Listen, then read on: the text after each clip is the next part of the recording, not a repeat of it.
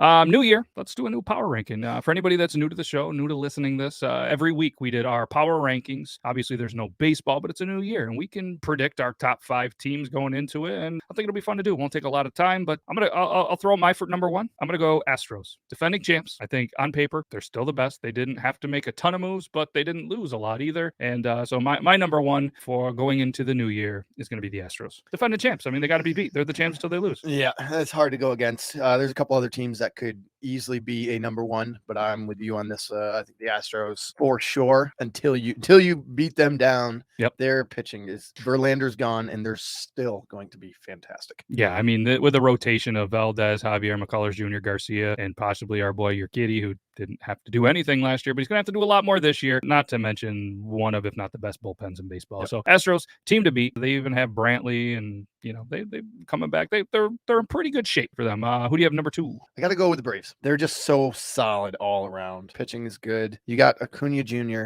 Stud. Michael Harris, number 2. They just picked up Sean Murphy, so you have a catching tandem of Murphy and d'Arnaud, which is probably the second best catching tandem in the majors. They aren't the Mets. That's viable, and I mean they're still kind of in limbo. Who's going to be their 5th? The one thing for me that I don't love is pretty much they're all righties in their rotation, other than Max Fried. But they're pitching wise, when you have Fried, Wright, Morton, and Strider, that's pretty solid as well to complement with that. I had them at 3, so my number 2, and it pains me to say this, but I went with the Yankees. They were on our top list pretty much it was Dodgers, Yankees, Dodgers, Yankees, and they were just fantastic. And then when you kind of add in who they've added with their pitching rotation, on paper probably the best, as much as we hate to say it, with Cole, Rodon, Severino, Cortez, and Montez. I mean, they're fantastic. Bullpen, not bad. All right. And then obviously if they can do what they did at the plate last year, they have a pretty good rotation. Depending, how some of the pieces fall into place for them, I think they're going to be a tough team right around that 95 to 100 wins again. So again, it's if healthy, there's a whole bunch of things. But I mean, they're going to be a tough out for a lot of people. So they were my 2. My 3, as I mentioned, was the Braves. I think the Dodgers. Solid. I think I got to stick with the Dodgers. They haven't done a ton this offseason, but they've done enough. I think losing Trey Turner will really hurt, but they have, the pieces. They went out and got JD Martinez to just sit there and mash home runs. Yeah.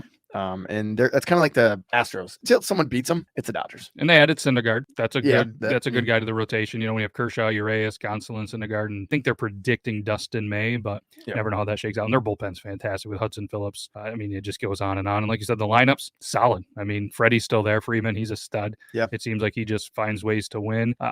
There is talks of having James Outman in the lineup. Pretty young stud, hasn't had a lot of time, really any time, just a little bit of time last year in the majors. So it'll be interesting to see what he can do if he makes the call up. So yeah, they have obviously the veterans, but they still have, Will Smith, who's only 3 years into baseball, Gavin Lux 2 years, Trace Thompson 3 years, and then obviously James Outman if he makes it. So you got that good mix of young talent. And I had the Dodgers in my top 5, but I'm not going to tell you where I had them.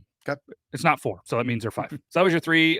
My 4 is the Mets. A lot of this is depending on Correa. At this time, not having Correa, I kind of debated them 3, 4, but it seems like the Braves are always better than the Mets, so I put them after there. So the Mets, obviously, you guys know what they've done in this offseason. I think they're a little bit ahead of the Dodgers with a good Correa, with that pitching staff and everything. I think if it came down to them meeting up in there, I like the Mets to maybe finally make a push. I like your points with the Yankees, but I don't think they're a 4. Mets.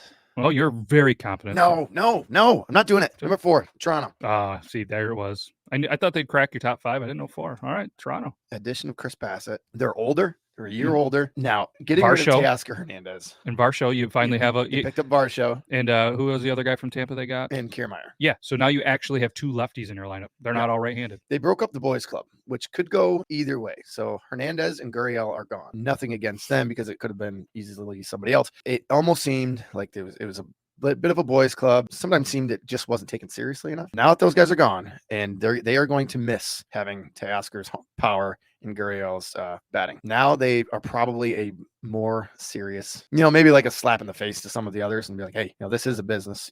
I think they're just going to go out and do some work. I mean, I think I see their top 6 guys in the lineup: Springer, Bichette, Guerrero, Kirk, Chapman, and Varsho, 25 homers or more. Every single one of them. Danny Jansen has the ability to hit over 20. Yep. That could definitely happen, if he's filling in the DH or wherever he's playing. Yeah, it's going to be a DH catcher, platoon for Kirk and Jansen. And if Yep. Jansen stays healthy, would have hit 35 plus homers last Yeah. year. And Whit Merrifield can't have as terrible of a year as No, last year. yes, I There's another completely 15, agree. 20. So, I mean, we're already at hundreds and hundreds of home runs, maybe the most in the majors if everything pans out. And then you got your new guy in center, depending where he goes. I mean, yeah, he's 33, but he's probably still good for 10 home runs, a couple stolen bases. Hopefully, you just want that on base percentage higher and get him on base. And then, I mean, you get him on and hitting, and then you got to deal with Springer, Bichette, Guerrero, Kirk, and the whole lineup again. So, yeah, and then your pitching staff's fantastic with Manoah, Gossman, Barrios, Bassett. Barrios Kikuchi, can't be if as they're- bad as he was last year. No, can't be No with way. not with a 5.23 ERA Right. after 32 starts. Right. And So I'm saying the Jays 4. okay, Jays 4. So mine were there. And then obviously my 5th was the Dodgers. So we don't have to discuss that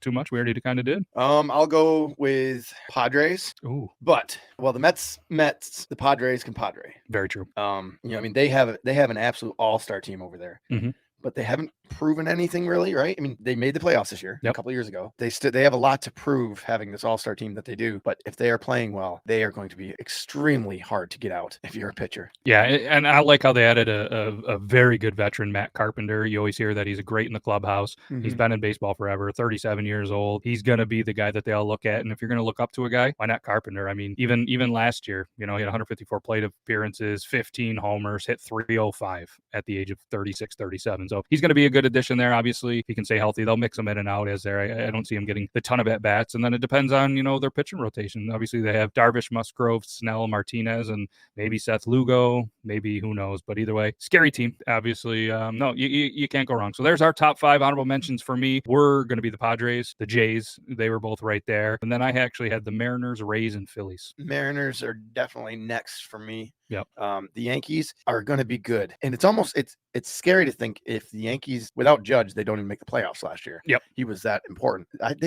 Some of those guys can't possibly have as tough years as they did, No. or they can. I mean, if Josh Donaldson is healthy, dude can hit. Yep. He struggles to stay healthy. Do they trade him somewhere? Do some of the other guys play above their potential or below? The Yankees are going to be a weird team. I don't see them finishing as good as last year, but I still think they're good enough to be up there, especially if the Red Sox struggle. Yeah, with the Red Sox out of it almost already. Yeah. The Orioles will be okay. They'll be competitive like last year. Yeah. The Rays. I think they're going to get back to that 90 win. I think you're going to have right around like a 91, 92 Yankees, Jays, Rays. I don't think the Orioles are going to be as good. I don't see them going over 500 again, as good as they were last year. And the Red Sox, who knows? Right.